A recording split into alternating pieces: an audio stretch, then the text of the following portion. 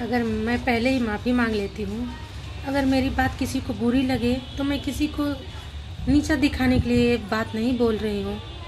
अक्सर ऐसा हर किसी के साथ होता है। हर कोई इस प्रॉब्लम से मतलब फेस करता ही है। हर किसी के नसीब में माँ जैसी सास नहीं होती है।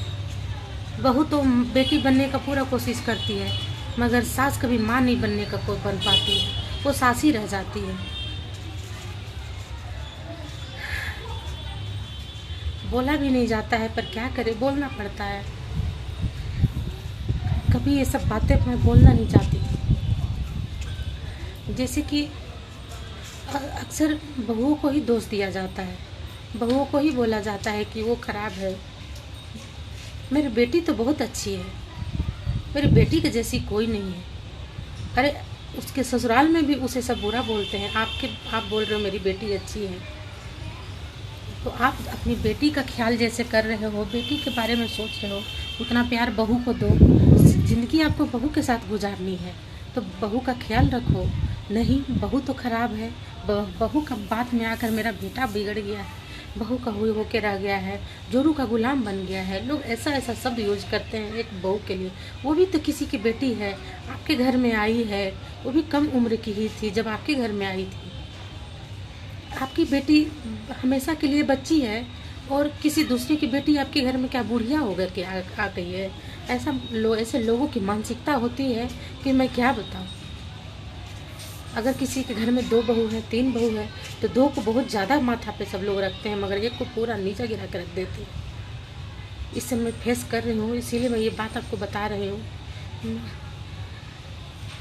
उसके बाद अगर बहू बेटा अगर बाहर लेकर चला जाए अपनी वाइफ को, तो लोग बहुत सासें बोलती है कि सासें बोलेंगी, अरे उसको तो बाहर लेके चला गया, मेरे को कोई नहीं देख रहा है, ऐसा नहीं कर रहा है, ऐसा नालायक बेटा मुझे मिल गया है कि केवल अपनी वाइफ का सुनता है, मेरा नहीं सुनता है, ऐसा है वैसा है, फलाना है ढिकाना है, सब लोग बोलते हैं।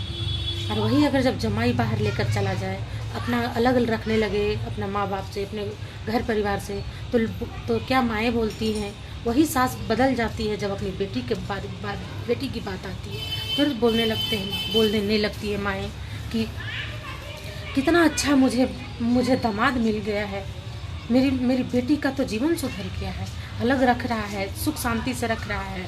तो जब आपकी बेटी का बारी आता है तो आपका सब चीज़ चेंज हो जाता है। और वही जब बहू के पर आता है तो आपका अलग रवैया हो जाता है। ऐसा क्यों होता है? हाँ, ये डबल मानसिकता क्यों आप लोग रखते हो? जैसे आप बेटी को करते हो वैसे बहू को करो ना।